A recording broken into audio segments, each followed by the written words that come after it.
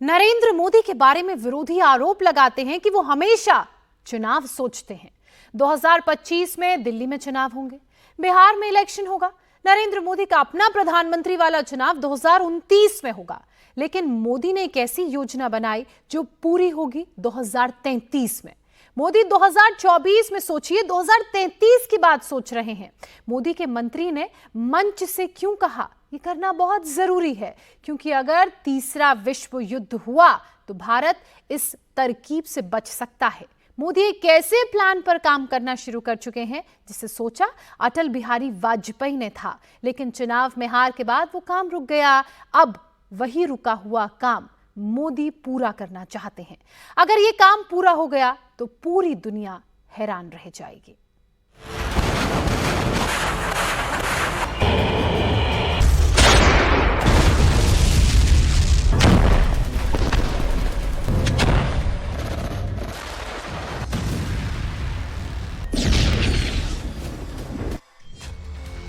क्या दुनिया में तीसरा विश्व युद्ध होने वाला है? अगर थर्ड वर्ल्ड वॉर हुआ तो उसकी वजह क्या होगी?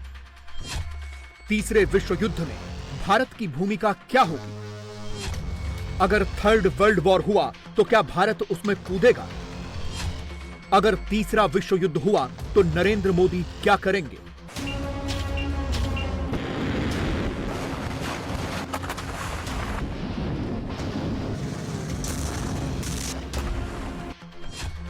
कहा जाता है कि बड़े साम्राज्यों की महत्वाकांक्षा के कारण पहला विश्व युद्ध हुआ। दूसरे विश्व युद्ध की वजह हिटलर और नाजी जर्मनी के आक्रामक विस्तार को माना जाता है। अब सवाल है कि तीसरे विश्व युद्ध की वजह क्या हो सकती है?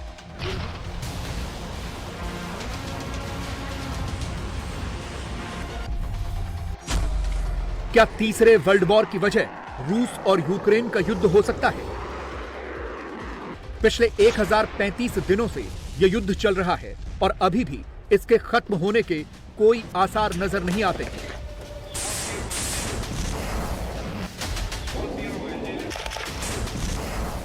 बहुत से एक्सपर्ट को लगता है कि जिस तरह से इस युद्ध की वजह से दुनिया दो हिस्सों में बटी हुई है, वो थर्ड वर्ल्ड वॉर का आगाज हो सकता है। रूस ने यूक्रेन पर 24 फरवरी 2022 को अटैक किया था। अब तक इस युद्ध के 1035 दिन हो चुके हैं। सेकेंड वर्ल्ड वॉर के बाद यह यूरोप का सबसे बड़ा युद्ध है, जिसकी वजह से दोनों तरफ के हजारों लोगों की मौत हो चुकी है। रूस ने यूक्रेन की जितनी जमीन पर कब्जा किया था, उसमें से 54% यूक्रेन ने छुड़वा दी है। लेकिन अभी भी यह युद्ध थमने का नाम नहीं ले रहा। इसीलिए ये सवाल उठ रहे हैं कि क्या अगर तीसरा विश्व युद्ध होगा तो रूस यूक्रेन की ये वॉर उसकी वजह बनेगी, या फिर मिडिल ईस्ट के क्राइसिस की वजह से तीसरा विश्व युद्ध हो सकता है।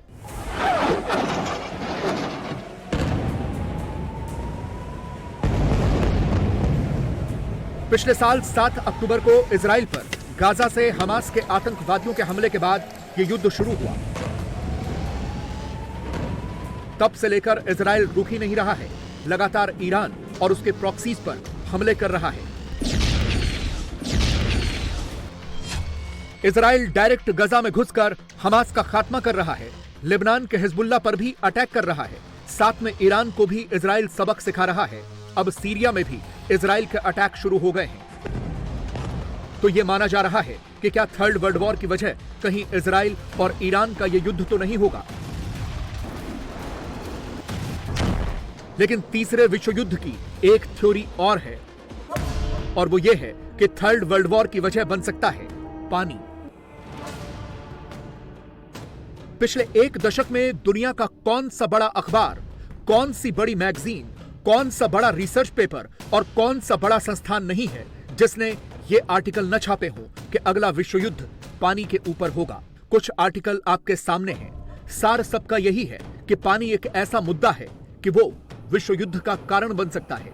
ज्यादातर देशों के बीच पानी की लड़ाई है। देश के अंदर प्रदेशों के बीच पानी की लड़ाई है, और ये सब इसलिए है क्योंकि जल ही जीवन है। इसलिए पूरी दुनिया में इसी जीवन के लिए संघर्ष भी है। यूएन का अनुमान है कि 2025 तक पूरी दुनिया की 2/3 आबादी ऐसे इलाकों में रह रही होगी जहां पानी की बहुत कमी होगी। यूएन का ही अनुमान है कि 2030 तक 70 करोड़ लोग पानी की वजह से एक जगह से दूसरी जगह शिफ्ट हो जाएंगे। पैसिफिक इंस्टीट्यूट की एक स्टडी बताती है कि दुनिया के इतिहास में अब तक कम से कम 1300 युद्ध पानी के लिए हुए हैं। ये आंकड़े आपको इसलिए बताए जा रहे हैं ताकि आप ये समझ सकें कि पानी कितनी बड़ी जरूरत है और कितना ज्यादा कीमती है।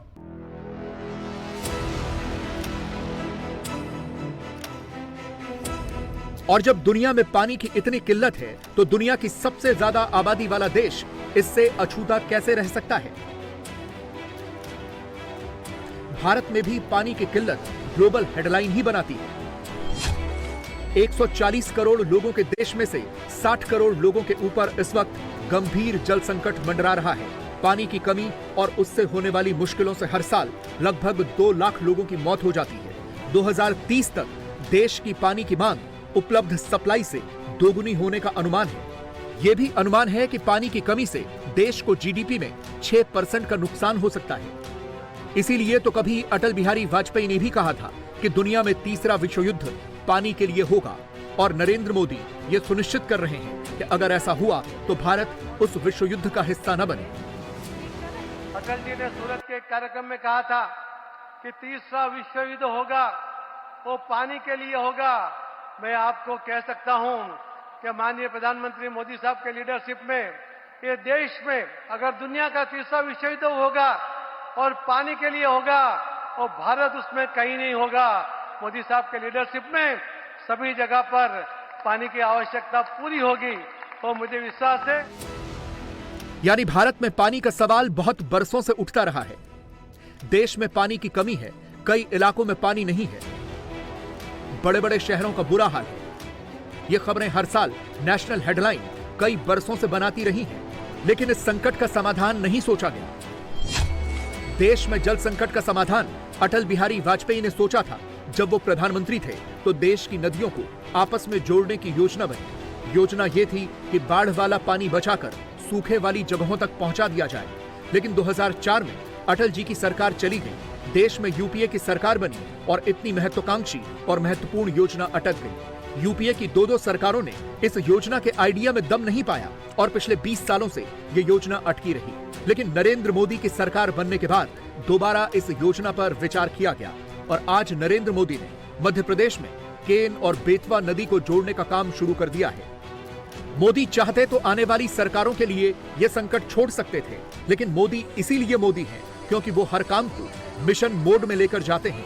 मोदी भी चाहते तो योजना करते रहते, लेकिन मोदी ने देश की नदियों को जोड़ने की महत्वपूर्ण योजना की शुरुआत की, क्योंकि मोदी जानते हैं कि जल बचाव कितनी बड़ी सुरक्षा होता है। जब देश में अटल जी की सरकार बनी तो उन्होंने पानी से जुड़ी चुनौतियों को हल करने के लिए गंभीरता से काम शुरू किया था। लेकिन 2004 के बाद उनके प्रयासों को भी जैसी अटल जी की सरकार गई, वो सारी योजनाएं, सारे सपने ये कांग्रेस वालों ने आते ही ठंडे बस्ते में डाल दिया। आज हमारी सरकार देश भर में नदियों को जोड़ने के अभियान को गति दे रही है। केन बेतवा लिंक प्रोजेक्ट का सपना भी अब साकार होने वाला है। केन बेतवा लिंक प्रोजेक्ट से बुंदेलखंड क्षेत्र में समृद्धि और खुशहाली के नए द्वार खुलेंगे। छतरपुर, टीकमगढ़, निवाड़ी, पन्ना, दमोह और सागर सहित मध्य प्रदेश के 10 जिलों को सिंचाई सुविधा का लाभ मिलेगा। अभी मैं मंच पे आ रहा था, मुझे यहाँ के अलग अलग जिलों के किसानों से मिलने का मौका मिला। मैं उनकी खुशी देख रहा था, उनके चेहरों पे आनंद देख रहा था। उनको लगता था कि हमारी आने वाली पीढ़ियों का जीवन बन गया।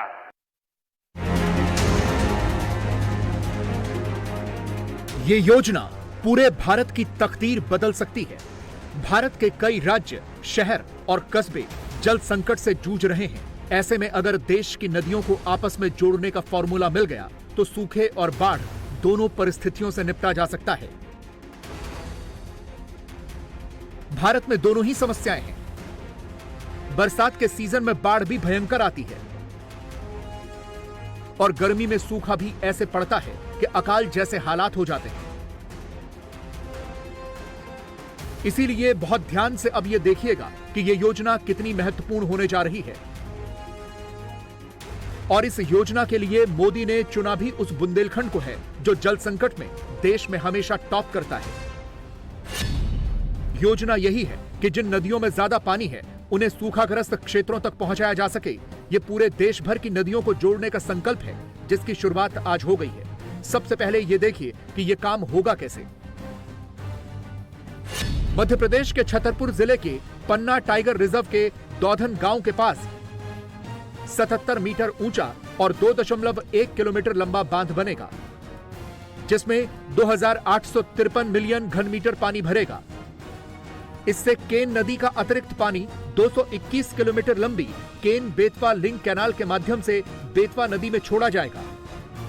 लिंक के रास्ते में केन कछार और बेतवा कछार के न सिर्फ कुल 8.11 लाख हेक्टेयर क्षेत्र में सिंचाई की सुविधा होगी, बल्कि 2000 गांवों और 44 लाख की आबादी को पेयजल भी मिलेगा और 103 मेगावाट की जल विद्युत और 27 मेगावाट की सौर ऊर्जा का उत्पादन भी होगा। मध्य प्रदेश की 44 लाख तो यूपी की 21 लाख की आबादी को पेयजल की सुविधा मिलेगी, यानी दोनों राज्यों के 65 लाख लोगों की आबादी को इस योजना का फायदा मिलने जा रहा है। यूपी में 2.51 लाख हेक्टेयर क्षेत्र में सिंचाई की